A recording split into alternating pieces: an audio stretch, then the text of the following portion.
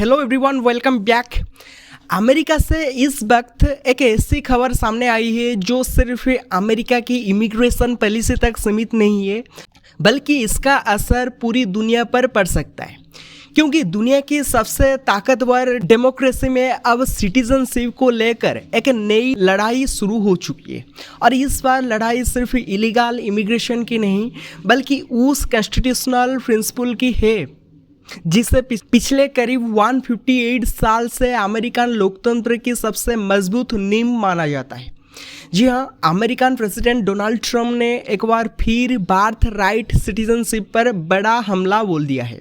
Supreme court से हार मिलने के बावजूद ट्रंप पीछे हटने को तैयार नहीं है।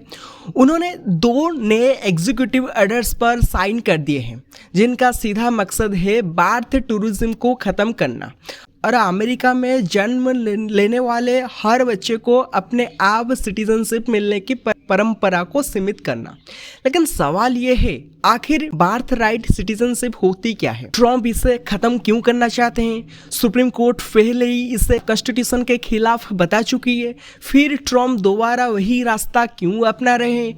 अमेरिका के कॉन्स्टिट्यूशन का 14th अमेंडमेंट, जिसे 1868 में सिविल वॉर के बाद लागू किया गया था, साफ कहता है जो भी व्यक्ति अमेरिका की धरती पर पैदा होगा और अमेरिकन क्षेत्राधिकार के तहत होगा, वो अमेरिका का नागरिक होगा। यानी अगर किसी बच्चे का जन्म अमेरिका में हुआ है तो सामान्य स्थिति में उसे ऑटोमेटिक यूएस सिटीजनशिप मिल जाती है, चाहे उसके माता पिता किसी भी देश के नागरिक हो। पिछले 1 सदी से ज़्यादा समय से लागू है। लेकिन डोनाल्ड ट्रंप का कहना है कि इस कानून का गलत इस्तेमाल किया जा रहा है। ट्रंप का आरोप है कि दुनिया के कई देशों के लोग सिर्फ इसीलिए अमेरिका आते हैं ताकि उनका बच्चा अमेरिकन धरती पर जन्म ले और उसे सीधे यूएस पासपोर्ट मिल जाए। इसी प्रैक्टिस को कहा जाता है बर्थ टूरिज्म, यानी प्रेगनेंसी के दौरान अमेरिका जाना, वहाँ बच्चे को जन्म देना और बच्चे के जरिए भविष्य में पूरे परिवार के लिए अमेरिकन रेसिडेंसी और सिटीजनशिप का रास्ता आसान बनाना।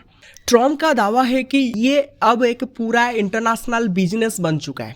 उनके मुताबिक दुनिया भर में ऐसी एजेंसियां काम कर रही है जो हज़ारों डॉलर लेकर विदेशी महिलाओं को अमेरिका भेजती है, होटल बुक कराती है, हॉस्पिटल की व्यवस्था करती है और पूरे पैकेज को यूएस सिटीजनशिप पैकेज के नाम से बेचती है। ओवल ऑफिस में एग्जीक्यूटिव ऑर्डर्स पर साइन करते हुए ट्रंप ने सुप्रीम कोर्ट के फैसले पर भी खुलकर नाराजगी जताई। उन्होंने कहा, ये कानून सिविल वॉर के बाद गुलामों के बच्चों के लिए बनाया गया था, लेकिन आज लोग इसे बिजनेस बना चुके हैं। लोग सिटीजनशिप खरीद रहे हैं और अब ऐसा नहीं होना दिया जाएगा। यानी ट्रंप का तर्क बिल्कुल साफ है। उनके मुताबिक 14th अमेंडमेंट का ओरिजिनल इरादा कुछ और था, लेकिन आज उसका इस्तेमाल इमिग्रेशन शॉर्टकट के रूप में हो रहा है। लेकिन यहाँ कहानी में सबसे बड़ा ट्विस्ट आता है, क्योंकि सिर्फ कुछ हफ्ते पहले ही अमेरिका की सुप्रीम कोर्ट ट्रंप को इसी मुद्दे पर बड़ा झटका दे चुकी है। दरअसल जनवरी 2025 में ट्रंप ने एग्जीक्यूटिव ऑर्डर 14160 जारी किया था।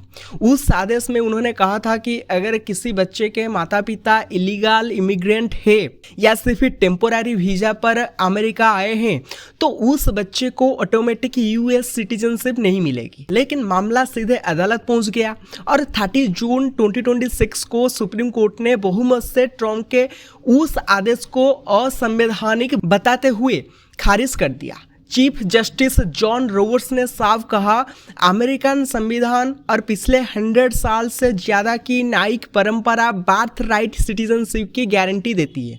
यानी सिर्फ एग्जीक्यूटिव ऑर्डर के जरिए कॉन्स्टिट्यूशन को बदला नहीं जा सकता। ऐसा लगा कि शायद अब ट्रंप पीछे हट जाएंगे, लेकिन ऐसा नहीं हुआ।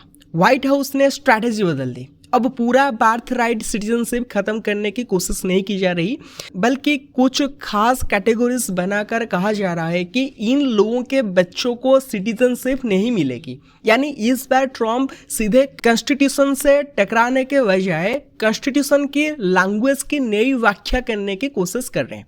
यही रीजन है कि 6 अगस्त 2026 को ट्रंप ने 2 नए एग्जीक्यूटिव ऑर्डर्स पर हस्ताक्षर किए। पहला ऑर्डर बर्थ टूरिज्म को सीधे टारगेट करता है। अब अमेरिकन एम्बासीज और वीज़ा ऑफिसर्स को निर्देश दिया गया है कि अगर किसी महिला के अमेरिका आने का मुख्य उद्देश्य सिर्फ बच्चे को जन्म देना है तो उसका वीज़ा ही रिजेक्ट कर दिया जाए। एयरपोर्ट और बॉर्डर पर भी स्क्रीनिंग बढ़ाई जाएगी। अगर अधिकारियों को शक हुआ कि यात्रा का उद्देश्य बाथ टूरिज्म है तो एंट्री भी रोकी जा सकती है। यानी व्हाइट हाउस अब वीजा स्टेज से ही पूरी प्रक्रिया रोकना चाहता है। लेकिन यहीं पर मामला और ज़्यादा दिलचस्प हो जाता है, क्योंकि दूसरा एग्जीक्यूटिव ऑर्डर सिर्फ वीजा तक सीमित नहीं है, बल्कि यह सिटीजनशिप डॉक्यूमेंट तक पहुंच जाता है और यहीं से शुरू होती है नई कानूनी लड़ाई।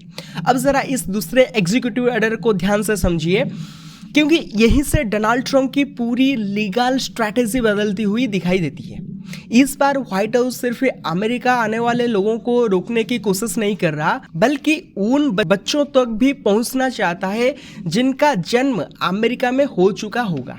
एग्जीक्यूटिव ऑर्डर के मुताबिक अगर किसी जांच में ये साबित हो जाता है कि माता पिता ने कमर्शियल बार्थ टूरिज्म नेटवर्क की मदद से अमेरिका आकर बच्चे को जन्म दिया, यानी उन्होंने किसी एजेंसी के जरिए ये पूरा प्लान बनाया, तो ऐसे बच्चों को अमेरिकन सिटीजनशिप से जुड़े डॉक्यूमेंट जारी नहीं किए जाएंगे। यानी पासपोर्ट नहीं, सोशल सिक्योरिटी नंबर नहीं और दूसरे फेडरल सिटीजनशिप डॉक्यूमेंट भी रोके जा सकते हैं। ध्यान दीजिए, व्हाइट हाउस सीधे ये नहीं कह रहा कि बच्चा नागरिक नहीं है, बल्कि वो सिटीजनशिप को साबित करने वाले डॉक्यूमेंट्स रोकने की बात कर रहा है। यहीं पर ट्रंप एडमिनिस्ट्रेशन एक नया कानूनी रास्ता तलाश रही है। मतलब अगर सिटीजनशिप को सीधे खत्म नहीं किया जा सकता तो उसके प्रैक्टिकल बेनिफिट्स को सीमित किया जाए। यही रीज़न है कि अब इस पूरे विवाद में सिर्फ इमिग्रेशन डिपार्टमेंट नहीं, बल्कि state department of homeland security यानी DHS, सोशल सिक्योरिटी एडमिनिस्ट्रेशन यानी SSA और फेडरल लॉ एनफोर्समेंट एजेंसीज भी शामिल हो गई है। अब फेडरल एजेंसीज को ये भी निर्देश दिया गया है कि दुनिया भर में चल रहे बार्थ टूरिज्म नेटवर्क्स की जांच तेज की जाए। ऐसी एजेंसीज जो विदेशी महिलाओं को अमेरिकन बेबी पैकेज बेचती है, उनके खिलाफ फ्रॉड इन्वेस्टिगेशन चलाई जाएगी। अगर जरूरत पड़ी तो सिविल एक्शन भी होगा और क्रिमिनल केस भी दर्ज किया जा सकता है। लेकिन कहानी यहीं ख़त्म नहीं होती। दूसरे एग्जीक्यूटिव ऑर्डर्स का सबसे विवादित हिस्सा अभी बाकी है। ट्रंप एडमिनिस्ट्रेशन अब ये साबित करने की कोशिश कर रही है कि हर व्यक्ति जो अमेरिका में मौजूद है वो 14th अमेंडमेंट के तहत क्षेत्राधिकार नहीं माना जा सकता। यानी पूरा विवाद अब सिर्फ बार्थ राइट सिटीजनशिप पर नहीं, बल्कि कॉन्स्टिट्यूशन की एक लाइन की व्याख्या पर आ गया है। व्हाइट हाउस का कहना है कुछ लोग ऐसे हैं जो अमेरिका के कानून के अधीन पूरी तरह नहीं आते, इसलिए उनके बच्चों को भी ऑटोमेटिक सिटीजनशिप नहीं मिलनी चाहिए। अब सवाल उठता है किन लोगों की बात हो रही है। एग्जीक्यूटिव ऑर्डर्स में कई नई कैटेगरीज बनाई गई है। सबसे पहले वे विदेशी नागरिक जो किसी दूसरे देश की सरकार के लिए लॉबिंग कर रहे हैं या फॉरेन गवर्नमेंट के एजेंट के रूप में काम कर रहे हैं। व्हाइट हाउस का तर्क है इससे लोग अपने मूल सरकार के प्रति लॉयल होते हैं, इसलिए उनके बच्चों को ऑटोमेटिक सिटीजनशिप नहीं मिलनी चाहिए। दूसरी कैटेगरी फॉरेन टेररिस्ट ऑर्गेनाइजेशन से जुड़े लोगों की है। अगर कोई व्यक्ति अमेरिका द्वारा घोषित किसी टेररिस्ट ऑर्गेनाइजेशन से जुड़ा है तो उसके बच्चों की सिटीजनशिप एलिजिबिलिटी पर भी सवाल उठाया जाएगा। तीसरी कैटेगरी इमिग्रेशन फ्रॉड से जुड़ी हुई है। अगर किसी व्यक्ति ने झूठे दस्तावेज, गलत जानकारी या मिस रिप्रेजेंटेशन के जरिए अमेरिका में एंट्री ली तो उसके बच्चों को भी बर्थ राइट सिटीजनशिप से बाहर रखने की कोशिश की जाएगी। लेकिन अब सबसे बड़ा सवाल, क्या ट्रंप ऐसा कर भी सकते हैं? यहीं पर लीगल एक्सपर्ट्स सीधे व्हाइट हाउस के खिलाफ खड़े दिखाई दे रहे हैं। उनका कहना है 1898 में अमेरिका के एक हिस्टोरिक फैसले यूनाइटेड स्टेट्स VS वॉन्किम आर्क ने यह सिद्धांत स्थापित कर दिया था कि अगर किसी बच्चे का जन्म अमेरिकन धरती पर हुआ है तो सामान्य परिस्थितियों में उसे सिटीजनशिप मिलेगी, चाहे उसके माता पिता अमेरिका नागरिक ना हो।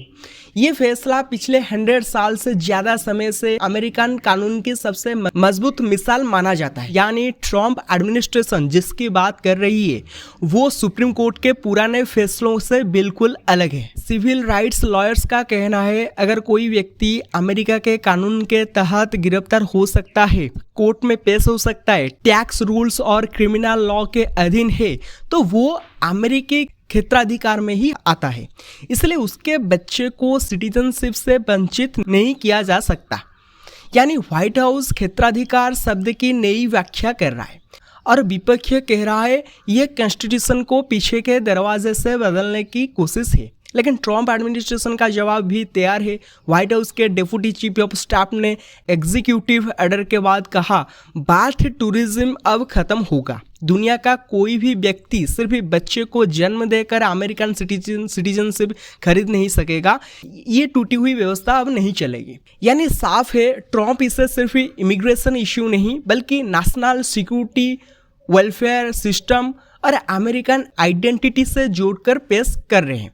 अब सवाल ये है, क्या डोनाल्ड ट्रम्प के ये नए एग्जीक्यूटिव ऑर्डर्स वास्तव में लागू हो पाएंगे या फिर इनका भी वही हाल होगा जो जनवरी 2025 वाले एग्जीक्यूटिव ऑर्डर्स का हुआ था? क्योंकि जैसे ही व्हाइट हाउस ने इन नए आदेशों पर हस्ताक्षर किए वैसे ही अमेरिका में एक नई कानूनी जंग शुरू हो गई।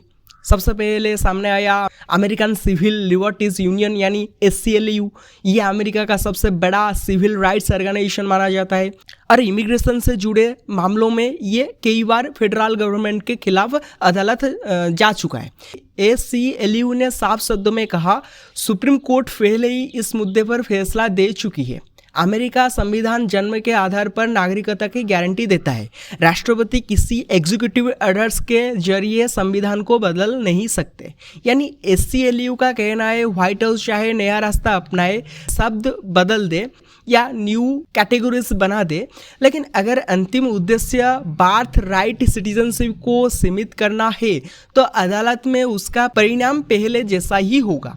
सिर्फ ACLU ही नहीं बल्कि कई immigrant rights organisation, constitutional scholars और ह्यूमन राइट्स ग्रुप्स भी इस फैसले के खिलाफ खुलकर सामने आ चुके हैं। उनका आरोप है ट्रम्प एडमिनिस्ट्रेशन सुप्रीम कोर्ट के फैसले को स्वीकार करने के बजाय उसे सरकमवेंट यानी दूसरे रास्ते से कमजोर करने की कोशिश कर रही है। अब एक और दिलचस्प बात समझिए, ट्रम्प एडमिनिस्ट्रेशन बार्थ टूरिज्म को लेकर जिस बड़े अभियान की बात कर रही है, क्या अमेरिका में पहले ऐसा कोई कानून था? जवाब है था।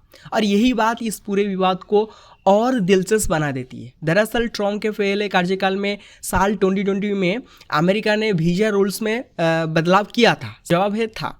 और यही बात इस पूरे विवाद को और दिलचस्प बना देती है। दरअसल ट्रम्प के पहले कार्यकाल में साल 2020 में अमेरिका ने वीजा रूल्स में बदलाव किया था। जवाब है था।